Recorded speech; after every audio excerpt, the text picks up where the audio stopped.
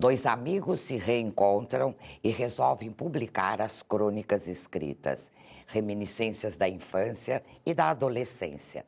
Desse encontro saem também novos textos sobre política, moral e amor. É daqui a pouco, até já.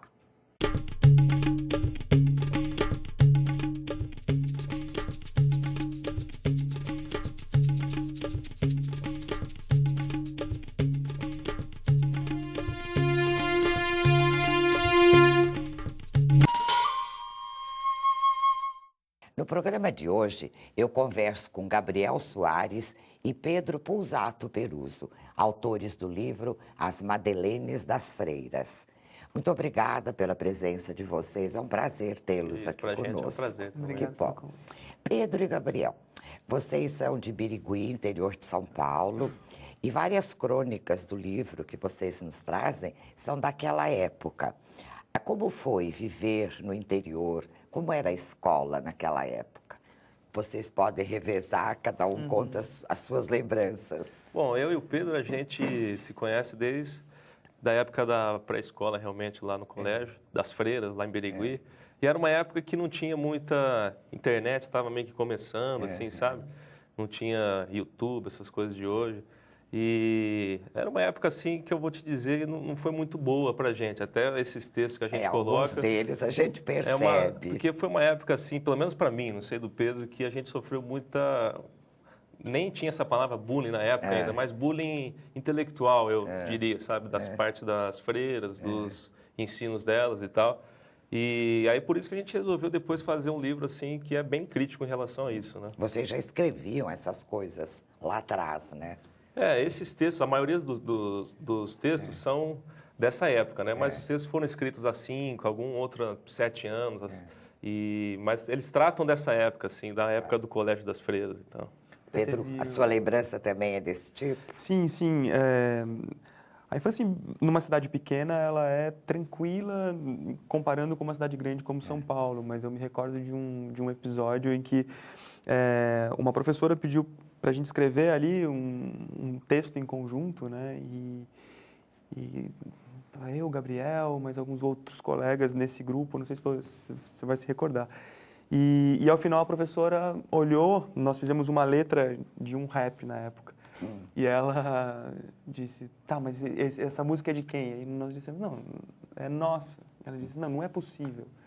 E naquela época não tinha o Google para pesquisar. Né? E era nossa mesmo. Né? Então, quando o Gabriel fala dessa repressão intelectual e tudo mais, isso de fato se passa num ambiente em que nós tínhamos que, muitas vezes, passar metade da aula de geografia, por exemplo, rezando para ter metade da aula depois pintando mapas. Certo?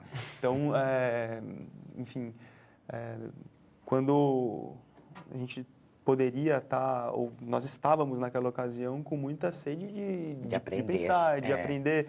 Foi logo numa época em que o Renato Russo morreu e tudo mais. Enfim, tinha muito dessa movimentação para a gente, mas na escola não tinha. Vocês passaram a adolescência nessa mesma escola? Quando que vocês vieram para São Paulo?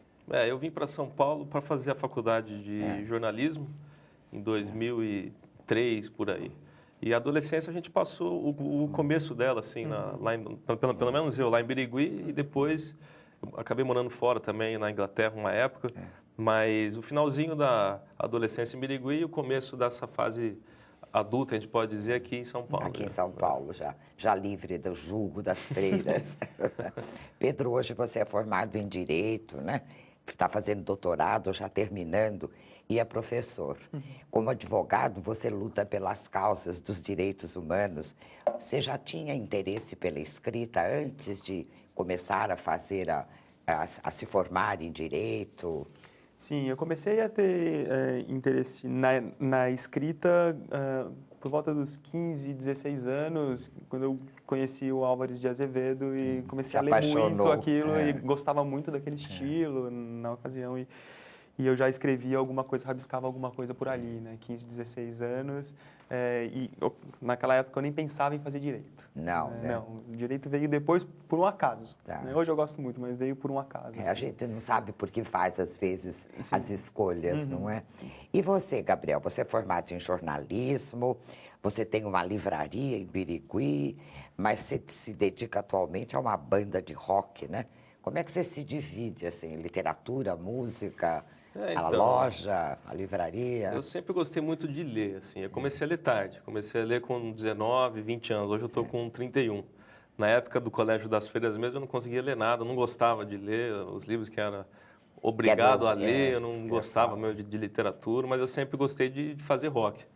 Então, desde a época do colégio, eu já tinha uma banda. A gente começou a tocar assim na época que tinha fanfarra lá na escola e cada um tocava uma coisa.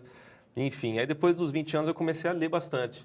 E eu nunca pensei assim em me tornar escritor ou um autor, escrever textos assim. Eu escrevia as letras das músicas da minha banda, mas eu sempre gostei muito de ler. E aí eu tinha muito tempo livre para ficar lendo assim, aí comecei a escrever algumas coisas que eu não via nos livros, ou também muito influenciado pelas coisas que eu lia. Eu queria às vezes desenvolver um pensamento que às vezes pela escrita era mais interessante. Aí que eu comecei a escrever alguns textos. Quando é que vocês decidiram publicar o livro, esse livro, As Madeleines das Freiras? Acho que a gente 2011, em né? 2011 a gente se encontrou em Birigui depois de muito tempo. E aí a gente percebeu que as nossas vidas tinham ido para esse lado mais literário. O Pedro também gostava de ler bastante, essa parte mais intelectual. E a gente sentou lá tomando um esquinho, lá um negocinho, lá no café, lá em Birigui, e a gente resolveu falar, vamos ver esses textos. Aí a gente começou a trocar os textos que a gente vocês tinha. foram para o baú e procurar os textos Foi lá. buscar. E aí a gente percebeu que tinha muita coisa em comum, assim, dessa parte do colégio, o que a gente trazia na nossa memória dessa época do colégio. A gente achou que tinha um gancho ali para a gente publicar. Mas muita coisa vocês tinham guardado, então. Sim, eu tinha muito texto, eu escrevia a lápis, né? E teve texto que eu fui tirar lá do fundo da gaveta e já não tinha mais quase nada escrito. Então, foi um processo de reconstrução daquilo, porque era coisa de muito tempo E atrás. você também tinha textos guardados? Eu tinha, mas não era lápis, era mais no computador mesmo, que eu tinha os arquivos ali. Escrevia à mão. Mas Já guardado. mas eu não gostava dos textos que eu escrevia, achava que ainda não estavam maduros o suficiente. Né? Eu ainda acho, ainda que Mas precisava. essa olhada posterior, eu acho que ajuda a perceber. Muita coisa você deve ter alterado, né? Mudado alguma Algumas palavra. coisas a gente alterou, mas muitas a gente resolveu também nem mexer tanto. Deixar do jeito Porque que se a gente estava. mexesse muito hoje, assim, a gente estaria meio que alterando o que era na época, e aí não vai ser uma coisa... E ficou para vocês uma coisa meio que histórica, né? Sim. Da infância, final da infância, da adolescência. É o primeiro livro que vocês publicam, não é? O Pedro já tem alguns textos em outras coleções, né? São dois livros de um grupo de pesquisa lá da faculdade. Nós tínhamos um projeto literário. Eu publiquei duas crônicas, certo? Mas, Nesse livro coletivo. Mas tinha umas 20 de pessoas. vocês mesmos, esse é o É o primeiro. primeiro. Agora explique para nós por que a escolha desse título, As Madeleines das Freiras. Então, quando eu tinha mais ou menos uns 24, 25 anos, eu embarquei numa leitura do Em Busca do Tempo Perdido. Falei, eu preciso ler esse livro aqui. Primeiro que ninguém leu, eu falei, eu quero todo fazer mundo uma coisa fala. e todo mundo fala. E eu me apaixonei pelo livro, assim, logo de cara, a parte das Madeleines está ali na página, acho que 57, está bem no começo. O livro tem 3.000 páginas. É enorme. E eu me impressionei, assim, porque eu gosto de ler muita coisa, material de divulgação científica, assim, de neurociência, psicologia. E como o Proust, ele se antecipou, sabe, a própria ciência, quando ele trata da memória. Nesse caso específico das Madeleines, ele está comendo ali com a mãe dele, tomando um chá da tarde, quando ele coloca na boca essas bolachinhas, aí ele se vê tomado por memórias assim que ele achava que nem existissem mais no cérebro dele. Olha. E aí ele começa a lembrar da infância dele, de coisas tão reais, assim, parece que ele começa a sentir tudo que ele sentia naquela época, sabe? As sensações táteis, assim, a parte as partes sonoras, uma coisa que envolvia todos os sentidos. E aí ele se vê nessa busca que ele começa o livro a querer contar aquela história toda, escrever 3.000 páginas. Então, tem um pouco disso também, que a gente pegar essa parte do Colégio das Freiras e a parte das Madeleines ser esse signo, né? De você trazer essas lembranças. reminiscências. Claro. Olha que bonito. Foi uma boa inspiração que Proust te deu, Foi né? boa, pô. Nossa. Cada um de vocês tem um estilo, assim, bem diferente, né? Um fala mais de indignação, de angústia, outro de solidão e sexo. Sempre foi assim? Alguma coisa que se percebe foi influência do próprio colégio por onde vocês passaram? Hein, Pedro? Bom, na verdade, eu acho que os meus textos, eles são marcados mesmo por algumas questões aí Existenciais, né, bastante. bastante permanentes. E como são textos de um período longo, né, nós poderíamos falar aí de 10 a 12 anos, nós fizemos uma colheita aí de textos desse período, essa marca aparece. E eu acho que todas essas características que aparecem nos nossos textos são, de alguma forma, reflexo das nossas experiências de vida, né? Então, que começam lá no colégio e que seguem. Eu acho que tem a ver também com o colégio, esses temas que você colocou, que são sexo, essa parte de solidão também. E a parte dos meus textos também, que eu coloco muita crítica à religião. Ah, bastante. Eu acho que tem muito a ver, assim, com a parte do colégio, da parte de repressão mesmo intelectual. Porque o sexo não era muito bem tratado, assim. Você não tinha... Não se falava. Como é que você vai... Ali numa prova de ciências, por exemplo, todas as provas a gente tinha que escrever Deus é amor antes, ou uma frase de amor a Deus. Né? É nome de um dos textos de vocês. É um texto polêmico esse aí. Deus é amor. Aí você faz uma crítica danada, né? Eu faço uma crítica nesse texto em específico nas contradições da época, né? Porque, por exemplo, você tinha lá os colégios das freiras faziam jogos, os chamados jogos da amizade, por exemplo, que eram quando os colégios de outras cidades iam jogar lá. E os jogos da amizade eram jogos da pura violência, porque era só briga que tinha realmente, e era coisa feia mesmo, o pessoal se bater na época. Se machucar. De se machucar. Então, tinha uma única receita na época, que era dentro de casa, no nosso colégio, você tinha que bater o máximo que você podia, e depois, no colégio dos outros, você tinha que tentar preparar apanhar para não apanhar. E esse chamava jogos da amizade, entendeu? Então, esse é só um tópico, né, que está no texto, dessas várias contradições que tinham na época. Sem dúvida. Elas tinham, assim, uma ideia de repressão, elas não conseguiam falar sobre determinados assuntos, né? Então, como preconceito racial, muitas vezes nós presenciamos então, procurava evitar isso, né? Gabriel, na crônica As Madeleines das Freiras, né? Em forma de cheeseburgers, essa eu achei o máximo. Você faz um retorno ao colégio e a convivência com as freiras. Como foi essa cena? Realmente ela existiu? Essa cena... Ou você criou, imaginou essa cena? Não, essa cena realmente existiu. Eu estava vindo de Birigui para São Paulo e parei num desses postos de gasolina, né, que são muito grandes. E aí eu me deparei com 4 freiras ali, elas estavam comendo Mas elas estavam com hábito? Estavam vestidas a caráter e tudo, e estavam comendo cheeseburgers. E aí, mais ou menos, não, claro que da mesma maneira, mas eu lembrei exatamente da passagem do Proust, né? Quando ele tem as madeleines. Então, por isso que não eram as madeleines, mas eram os cheeseburgers. E não era eu que estava comendo, mas elas. Mas isso me fez voltar na época do colégio. E aí eu comecei a lembrar de várias cenas, várias situações que eu coloco no texto. E muitas delas também são situações boas, que eu quero deixar claro também nessa parte, nesse texto em específico, que não é só uma coisa que eu sofri tanto no colégio das freiras, que eu tenho ódio das freiras, não é nada disso. Não, deu para entender no livro. Né? Mas aí eu volto, aí é muito interessante como funciona a nossa memória, né? Que o Proust também dizia, se você parar para tentar buscar uma memória meio que na marra, na força, você não vai conseguir. Então você fica meio sujeito ao acaso, sabe? Coisas assim que estão dentro do cérebro, mas estão fora também.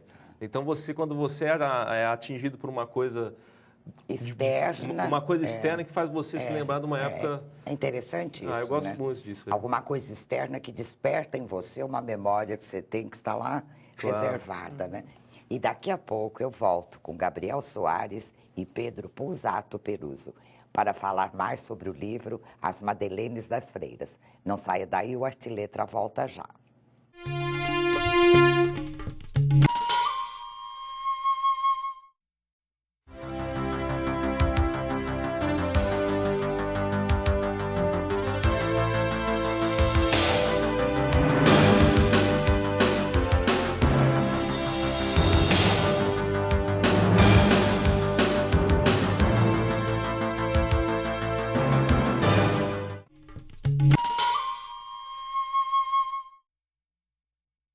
O Arte e Letra está de volta e hoje eu recebo Gabriel Soares e Pedro Pousato Peruso, autores do livro As Madeleines das Freiras. Como nós estávamos falando, Pedro, continuo com você. No texto Desabafo da Maturidade, você diz, eu vou ler um trechinho, a juventude está à frente de seu tempo, presente, estuprada pela tecnologia e erotizada pelas fotografias. Você acredita que o jovem hoje vive muito preso nesse mundo digital? Sim, eu acredito que sim, né? O mundo digital, e aí eu sempre faço uma comparação com a minha adolescência, né? Enfim, quando não tinha isso. Parece que hoje o computador, os jogos, a internet, ela prende muito os jovens. Por outro lado, recentemente nós tivemos uma demonstração de que talvez a situação não é tão fatalista, né? Os adolescentes secundaristas que ocuparam as escolas e derrubaram um secretário de educação de um governo extremamente rigoroso, demonstraram que eles não estão só perdidos na tecnologia, que existe um movimento de resistência aí. Alguns meios de comunicação noticiam apenas as escolas que foram depredadas, que foram a minoria, e muitas escolas foram reconstruídas, pintadas e cuidadas. Então, eu acho que esse fato é um convite, né, para a gente repensar as críticas que são feitas à juventude, né? Sim, tem muitas vezes um mau uso da tecnologia, mas os jovens não estão deitados em berço esplêndido. Tem uma coisa que eu acho que é um ponto positivo dessa tecnologia, é o contato que eles mantêm entre eles através das redes, né? Que pode ser muito positivo, como foi. Pode. Se bem usado, pode ser bastante positivo. Gostei do teu ponto de vista aí. Gabriel, na crônica que você tem, Dia de Visita, você relata a experiência de visitar o Memorial da Resistência de São Paulo, antigo DOPS. Você não viveu nesta época da ditadura militar, não é? Mas como é que foi o seu interesse nessa visita e a sensação que você teve lá dentro? Eu não vivi nessa época, mas por isso que é muito importante você ter a preservação da memória, né? Tanto que tem a ver, de novo, com o título do livro, que envolve isso. Sem dúvida. Então, eu acho muito importante. Assim, na verdade, foi um convite do próprio Pedro, que falou para mim, vai lá conhecer esse lugar que é interessante e tal. Aí eu fiz essa... Pedro já foi lá, desculpa te interromper. Pedro também fez a visita, depois quero ouvi-lo.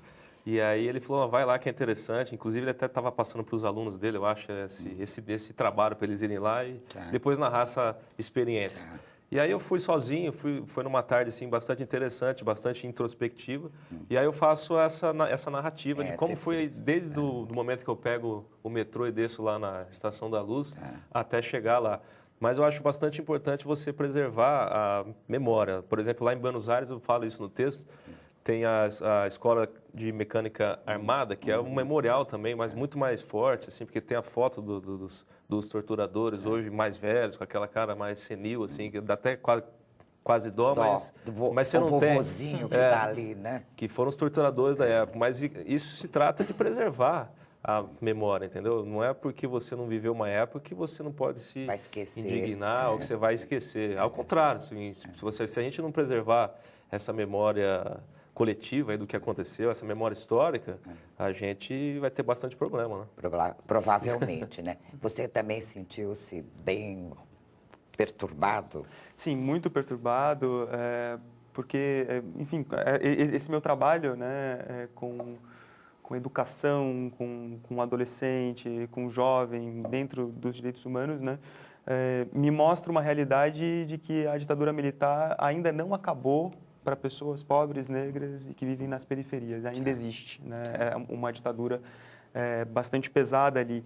Para mim foi interessante conhecer o Memorial da Resistência, porque foi logo assim, meses depois de eu ter visitado Berlim e ter visto o quanto a Alemanha, né, cuida de trabalhar a memória do que foi o nazismo. Então são muitos museus, muito monumento em memória ao que foi o Holocausto, ao que foi o nazismo. Aqui nós temos o memorial, que já é muito importante, porque além de ser simbólico, a visita, a possibilidade de entrar dentro da cela, de ouvir depoimento das pessoas que foram torturadas ali dentro, é muito sensível no melhor sentido pedagógico, assim. Né, para não nos esquecermos, né, e das não coisas. repetir. Exatamente. Pedro, você tem alguns versos, um deles dedicado a uma professora. Eu me permito ler um pouquinho. Acerola misturada com pitanga, que encontrada com o morango fez o mel estremecer. Creme de leite adoçado com suspiro, azedado com limão, amassado com pilão na candidez de um bel sabor. Que professora foi essa que te inspirou, que mereceu um verso tão marcante? Esse foi um amor não correspondido, um amor platônico, certo? É Isso que ficou comum, não é? Entre os jovens sim, e as sim, professoras. Eu sou uma professora de faculdade. Enfim, foi um momento ali que eu decidi escrever. E um verso belíssimo. E eu não tive nem oportunidade de entregar para ela. Não, mas valeu. Gabriel, no texto chamado Amor em Três Atos, você descreve o amor em várias formas. Você é um apaixonado sempre em busca de entender o que é o amor. E de entender também como é que funciona, né? Essa parte que a gente chega no mundo, quanto mais você vai lendo essa parte de ciência, parte de filosofia existencialista, você vai percebendo que o mundo realmente não tem sentido, assim, na parte mais metafísica, assim, né? Tanto que eu trato do mito de Sísifo do Camus, ele diz isso, que a vida vai ser melhor quanto menos sentido tiver, né? E eu gosto muito de explorar temas assim. Por exemplo, o amor, ele, apesar de ser um tema universal, não é tão estudado assim pela filosofia. Você tem o Stendhal, que fez o livro do amor, que estudou ali uma parte, o Ortega y Gasset, que são dos famosos. Mas você não tem material assim tão grande que se propõe a estudar. Talvez porque seja um tema tão ardiloso, assim, né? Que não... É difícil, é um tema né? difícil, É né? alguma coisa que faz parte da vida. É como você falar da vida, praticamente, né? É porque também quando você vai tratar, nesse texto, O Amor em Três Atos, eu tento ensaiar o amor sob uma perspectiva hedonista e absurda, né? Que é o quê? Você vê que a vida não tem sentido assim porque não vai ter pós-vida, a gente tem só a terra para a gente desfrutar. E eu trato também essa parte dessa parte mais hedonista, assim, de você encarar isso. Bom, não tem sentido o que você pode fazer em relação a isso. É viver o máximo possível e viver da melhor maneira, eu acho. Exatamente. E aí é isso que eu tento colocar nesses três atos. Pedro, no texto Desabafo da Maturidade, você diz, diante de tanto virtualismo nas relações humanas, eu me permito o encantamento pelas pessoas loucas, que caminham fora do eixo, fora da vida, fora do mundo. Pelo menos, às vezes, o incomum me expande e me traz um gosto sublime de liberdade. É esse o espírito do escritor? Essa liberdade? Olha, eu não sei se é de todo escritor, mas eu pretendo que né, eu trabalho que seja de todos e pelo menos o meu é. Né? Então, eu não tenho problemas com a loucura. Assim, eu acho que também o trabalho do escritor, assim, eu acho que todos eles se interessam pela parte que não é tão normal, pelo o que sai do que é mais ordinário. Né? E a literatura permite a gente se expandir mesmo para lugares que não são comuns, que não estão dados. Né? Nós podemos criar esses lugares e trazer para a gente. Vocês têm estilos bastante diferentes, né? Mas a junção das crônicas de vocês, ou crônicas ou versos, não sei, mostra um espírito comum que vocês têm. Isso é fruto do convívio, da amizade, da vida que vocês tiveram juntos na escola. Como é que vocês explicam isso? A gente teve um convívio até a 7ª série, né? Que foi muito próximo, que nós dividimos a mesma sala. Depois, enfim, a gente se cruzava ali, tinha um festival de bandas, né? O Gabriel com a banda, eu tive durante uns 2, 3 anos uma banda de reggae, a gente se cruzava ali. Principalmente nos feriados, porque também nos feriados assim, o pessoal sai de São Paulo, vai para lá e a gente acabava sempre se reunindo. Mas eu acho que também a parte do colégio, também a parte de cada um gostar muito de literatura, de se envolver com essa parte. Então a gente viu que a gente tinha um laço muito forte ainda depois disso. Foi uma boa parceria. E vocês já estão apresentando alguma coisa para o editor de vocês, o Reinaldo Damasio? Já tem alguma coisa na gaveta aí preparando? Como é que é? Bom, o Gabriel está com uma proposta solo. Eu tô aí, com uma né, proposta que já tá bastante sólida já, que eu ando escrevendo textos sobre livros. E aí não são resenhas simples, assim, são coisas que eu peguei, mas eu li um livro X e aí eu começo a contar histórias minhas sobre. É muito mais sobre mim do que o livro que eu tô. O livro é um pretexto. O livro é só um pretexto para eu falar sobre mim mesmo, entendeu? Legal. Então mas já está tudo que a bastante gente sólido. escreve é sobre a gente, Claro. no fundo, né? Eu tenho alguns textos mais aí ligados ao direito, uma leitura mais alternativa do direito, que eu andei publicando. Mas a parte mais insights. didática ou não? Não. Até mais literária, Tá. inclusive, colocando um pouco de poesia em cima. Que interessante. Mas esse é um projeto que, para os próximos anos. Agora eu vou pedir a vocês uma das crônicas ou versos que vocês mais gostam, que estão no livro, que se vocês leriam um trechinho para nós, por favor, para aguçar os nossos telespectadores. Eu vou ler um pedacinho de um texto aqui, Enquanto Houver Coração. Às vezes me flagro perdido, matuto, matutando, mascando a vida, cutucando as unhas do pé, coçando a cabeça, deitado no mundo, esperando a vida. Às vezes me flagro querendo amar, outras vezes me flagro chorando uma solidão desesperada no meio de multidões de arrepios frenéticos, eróticos, oníricos, roendo ansiosamente a vida. Às vezes me flagro descascando angústias, revivendo vidas e lembranças que, para mim, já deveriam estar enterradas, acalmando a vida. Nossa, muito bonito. É um dos que eu gostei também.